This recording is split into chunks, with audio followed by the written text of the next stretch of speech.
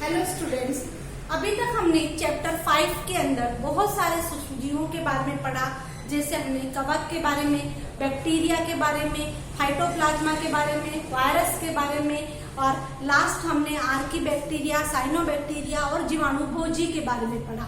अब हम एक नया सूक्ष्मजीव पढ़ने जा रहे हैं जिसका नाम है वायरॉइड। ठीक है, वायरॉइड जैसे हमने अलग सभी के बारे में पढ़ा, वैसे हम सबसे पहले इसकी हिस्ट्री के बारे में पढ़ेंगे। इसकी हिस्ट्री या इसकी खोज के बारे में पढ़े कि इसकी खोज किसने की। तो टी.ओ. डाइनर ने इसकी खोज की, वायरॉइड की खोज की।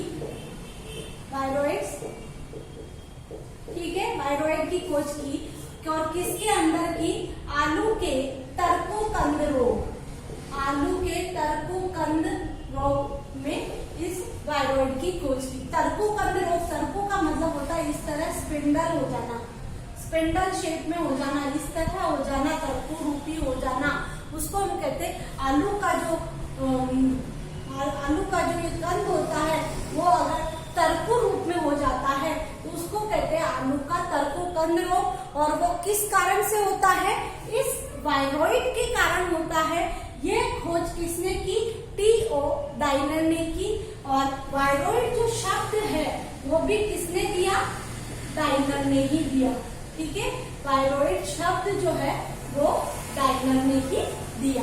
अब हम ये कहें कि इस वायरॉइड शब्द का क्या मतलब है, तो वायरॉइड शब्द का मतलब होता है वायरस के जैसा, वायरस जैसा।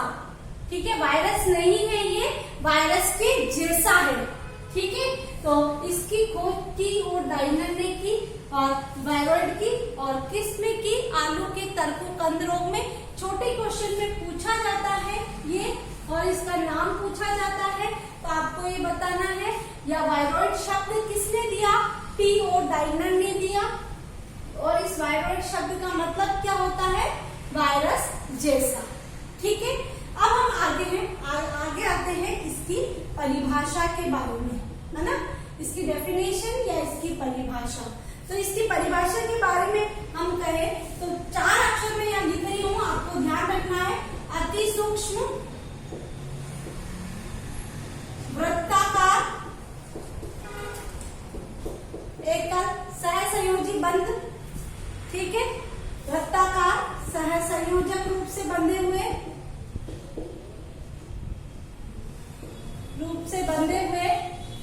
क्या है, एकल सूत्रीय डीएनए,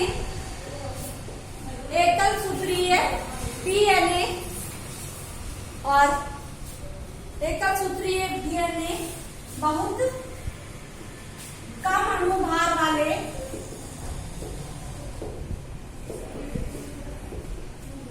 बहुत कम अणुभार वाले कण जो पादपों में रोग फैलाते हैं, पादपों में रोग फैलाने वाले।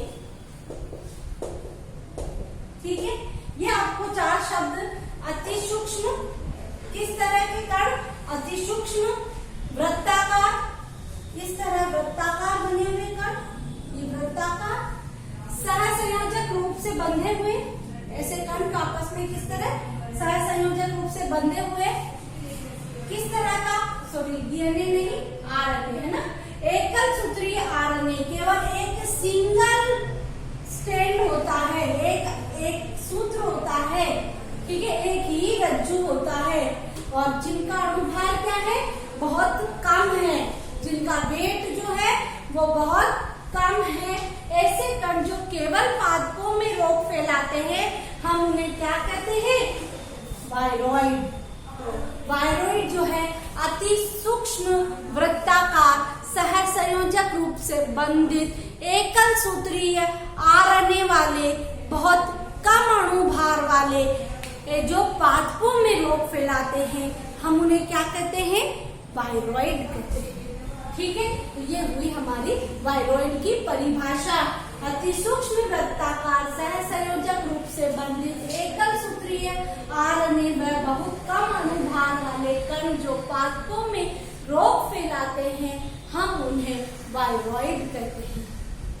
ठीक है, ये हुआ वायरॉइड के बारे में। अब हम इसके अगर हम इसकी स्ट्रक्चर देखें तो ये इस तरह की है, वायरस नहीं है, ये वायरस के जैसा है। तो अभी हम ये भी देखेंगे कि इसमें वायरस में और इसमें क्या डिफरेंस होता है कि वायरस और वायरॉइड में, क्योंकि बहुत बार एग्जामिनेशन में आता है कि वायरस और वायरॉइड में डिफरेंस लिखिए या अंतर लिखिए, तब आपको उन अंतरों के बारे में पता होना चाहिए कि वायरस और वायरॉइड में क्या अंतर होता है।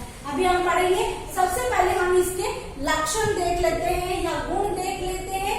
तो हम इसकी परिभाषा से ही इसके गुणों को निकाल सकते हैं कि सबसे पहला इसमें डीएनए जो पाया जाता है कौन सा होता है, सॉरी जेनेटिक मटेरियल जो होता है, आनुवंशिक पदार्थ क्या होता है, आरएनए होता है।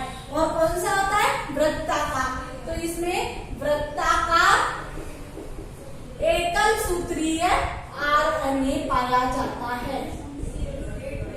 ठीक है, वृत्ताकार एकल सूत्रीय आरएनए, ये वृत्ताकार एकल सूत्रीय आरएनए पाया जाता है।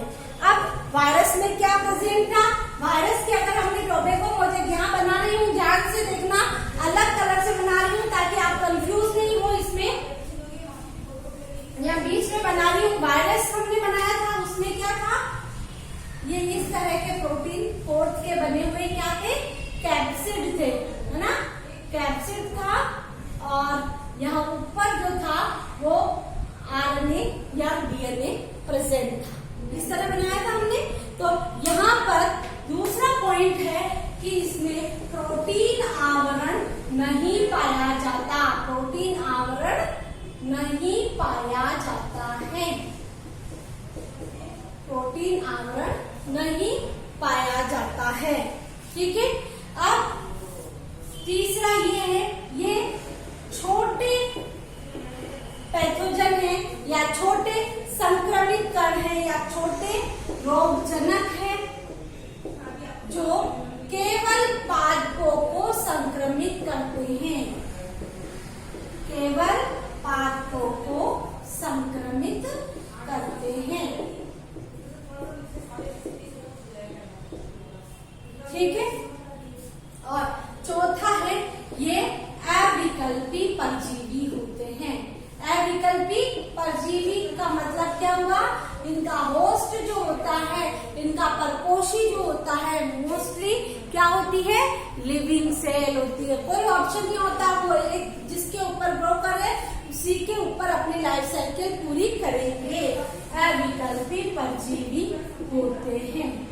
तो हम इनके वापस देख ले, इनमें क्या होता है, केवल एकल सूत्रीय आरएनए होता है। ठीक है, प्रोटीन आवरण इनके अंदर नहीं पाया जाता, छोटे रोगजनक है और केवल प्लांट में डिजीज कोज करते हैं। ठीक है, केवल पादपों में ही रोग उत्पन्न करने की क्षमता रखते हैं। और क्या होते हैं, ये अविकल्पी परजीवी होते हैं।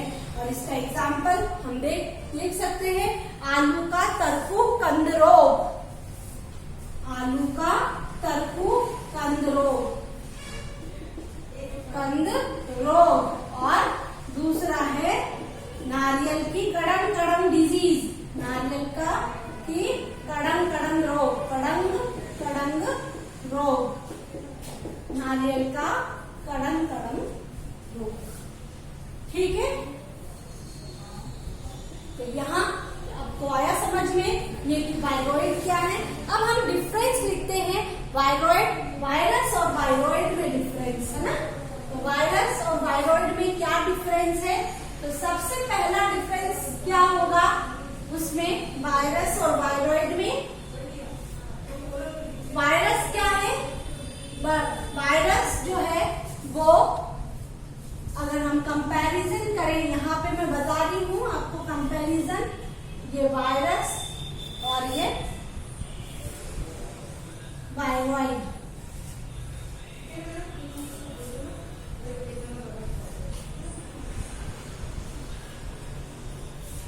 ये है वायरस और ये है वायरॉइड। ठीक है, तो यहाँ सबसे पहले हम इनका साइज देखें तो ये वायरॉइड से बड़े होते हैं, वायरॉइड से बड़े होते हैं। और वायरॉइड क्या होते हैं? वायरस से छोटे होते हैं, छोटे होते हैं। ठीक है। अब वायरस के अंदर डीएनए व आरएनए दोनों ही टाइप के डीएनए व आरएनए न्यूक्लिक अम्ल पाए जाते हैं। डीएनए या आरएनए दोनों न्यूक्लिक अम्ल पाए जाते हैं। और इसमें क्या है? इसमें केवल एक सूत्रीय आरएनए ही पाया जाता है, एक सूत्रीय आरएनए ही पाया जाता है। तीसरा हम लिखे इसमें protein coat, protein coat, protein आवरण है ना, प्रोटीन आवरण किसमें? कैप्सिड पाया जाता है। और इसमें प्रोटीन आवरण नहीं पाया जाता, इसमें प्रोटीन आवरण नहीं पाया जाता है।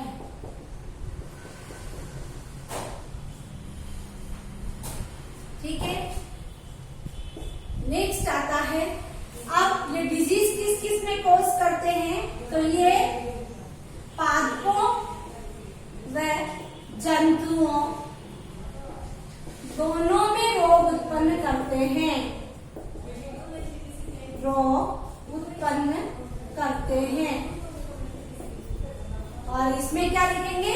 ये केवल पादपों में रोग उत्पन्न करते हैं, केवल पादपों में रोग उत्पन्न करते हैं।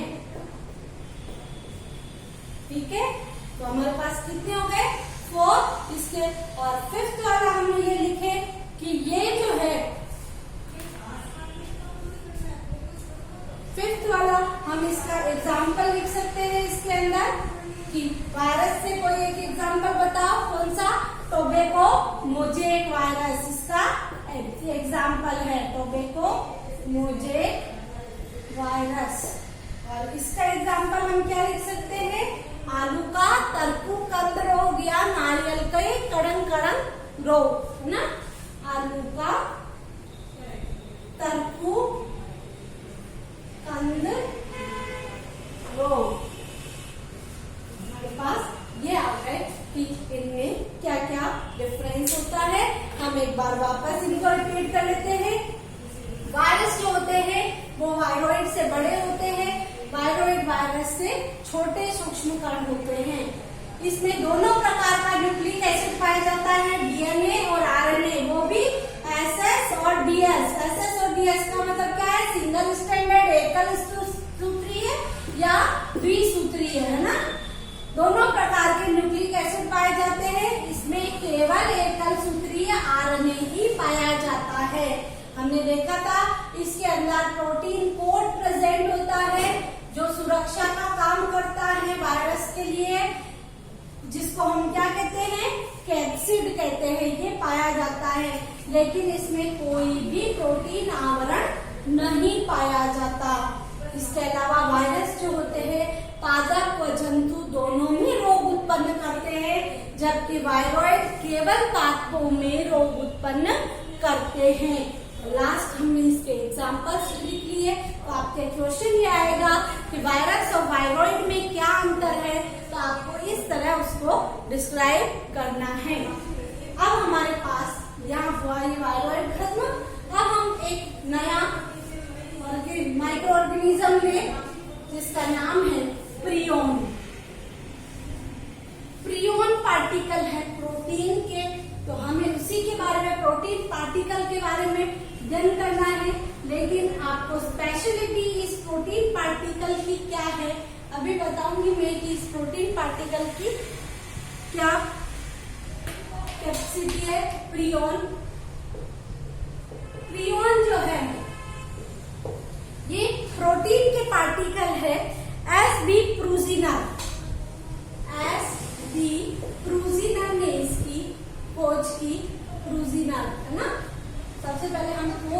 कहते हैं इसको। एफ.बी. प्रूजिनर ने इसकी खोज की और किसके अंदर खोज की? भेड़ व बकरी में जो स्क्रैपी रोग होता है, उस स्क्रैपी रोग के जो कारक है उसको उन्होंने क्या नाम दिया कि ये प्रोटीन कणों के कारण होता है। और इसकी खोज की, किसने खोज की? प्रूजिनर ने। ठीक है, और इस खोज के कारण उस प्रूजिनर को नोबेल प्राइज भी मिला। ठीक है, नोबेल पुरस्कार मिला। वापस प्रियन जो है, एफ.बी. प्रूजिनर ने भेड़ व बकरी में स्क्रैपी डिजीज जो होती है, स्क्रैपी रोग के अंदर इस प्रियन की खोज की कि ये स्क्रैपी डिजीज जो है किसी प्रोटीन कण के कारण होती है, और इसकी खोज के लिए प्रूजिनर को क्या दिया गया? नोबेल प्राइज दिया गया। अब सेकंड आता है इसकी परिभाषा। ठीक है, तो हम इसकी परिभाषा में कुछ वर्ड लिखे। प्रोटीनमय संक्रामक कण, प्रोटीनमय संक्रामक कण, इसको नाम देते हैं PIP, प्रोटीनेशियस इन्फेक्शियस पार्टिकल। ठीक है, ऐसे प्रोटीन क्या है? एक प्रोटीनमय संक्रामक कण है जिसमें क्या नहीं पाया जाता? न्यूक्लिक अम्ल नहीं पाया जाता, न्यूक्लिक अम्ल नहीं पाया जाता है। ये याद रखना। अभी तक हम इतने सारे पढ़ रहे थे और हम यही कह रहे थे कि न्यूक्लिक एसिड इसमें ये होता है, ये RNA होता है या DNA होता है या DNA RNA वो दोनों होते हैं, तो इसमें न्यूक्लिक एसिड नहीं पाया जाता है। अब हम आगे बात करते हैं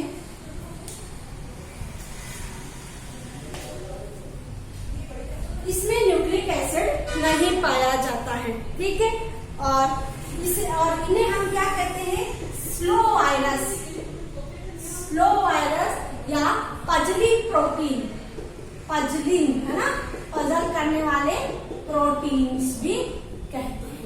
पजलिंग प्रोटीन के नाम से भी हम इनको जानते हैं, इन वायरस को। तो स्लो वायरस, सॉरी, इस प्रियॉन्स को स्लो वायरस या पजलिंग प्रोटीन के नाम से भी जानते हैं। ठीक है, लेकिन यहाँ ये आता है कि इसमें DNA या RNA कोई भी न्यूक्लिक एसिड इनमें नहीं पाया जाता, केवल ये क्या है? प्रोटीनेशियस संक्रामक कण। आपको इसकी परिभाषा में यही नाम याद रखना है। प्रोटीनमय संक्रामक कण PIP है जिनमें न्यूक्लिक एसिड एब्सेंट होता है, इन्हें हम स्लो वायरस या पजलिंग प्रोटीन भी कहते हैं। और अगर मनुष्यों में देखें तो मनुष्यों में यह है पुरु डिजीज करता है, मनुष्यों में पुरु, और सीजेड डिजीज कॉज करता है। और भेड़ और बकरियों में, भेड़ और बकरियां या पशुओं में स्क्रैपी डिजीज हमने पढ़ी है, या एक काउ डिजीज होती है, वो ये कॉज करता है। अच्छा, अगर हम प्लांट्स की बात करें कि प्लांट में कौन सी डिजीज कॉज करते हैं, तो अभी तक कोई नॉन डिजीज नहीं है जो ये पादपों में कॉज करते हैं। ठीक है, पादपों में कोई भी डिजीज कॉज करने का अभी इसका कोई भी प्रमाण नहीं है कि ये पादप में डिजीज कॉज करते हैं। तो हम आ गए यहाँ पे प्रियन एफ.बी. प्रूजिनर ने भेड़ और बकरी की स्क्रैपी डिजीज, स्क्रैपी रोग जो है उसमें इस प्रियन की खोज की, और उन्होंने कहा कि ये क्या है? प्रोटीन के कण है, और इसके लिए इनको नोबेल प्राइज भी मिला। 1982 में इन्होंने, 71 में इन्होंने खोज की, 97 में इनको प्राइज मिला। नॉट नोन, पूरा नहीं। फिर इसके बाद इसे परिभाषाएं देखी तो प्रोटीनमय संक्रामक कण, इनमें न्यूक्लिक एसिड नहीं पाया जाता, इन्हें हम स्लो वायरस या पजलिंग प्रोटीन भी कहते हैं।